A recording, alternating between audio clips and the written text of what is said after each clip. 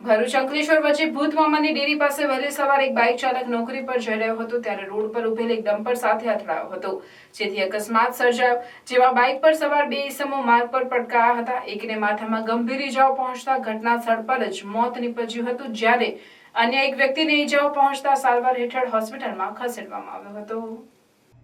અંકલેશ્વરના ગડખોલ વિસ્તારમાં રહેતા અજીત કુશવાહ દહેજની એસઆરએફ કંપનીમાં નોકરી કરે છે। તેઓ રવિવારના રોજ સવારે કંપનીમાં નોકરી પર જવા માટે અંકલેશ્વરથી મોટરસાયકલ લઈને નીકળ્યા હતા।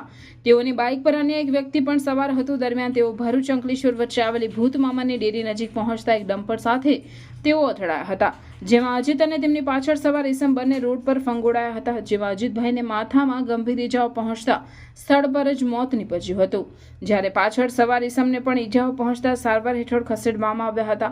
આ ઘટનાની જાણ સામાજિક કાર્યકર ધર્મેશ સોલંકીને થતાં તેઓએ સ્થળ પર પહોંચી અંકલેશ્વર બી ડિવિઝન પોલીસને જાણ કરતા તેઓ સ્થળ પર દોડી આવ્યા હતા।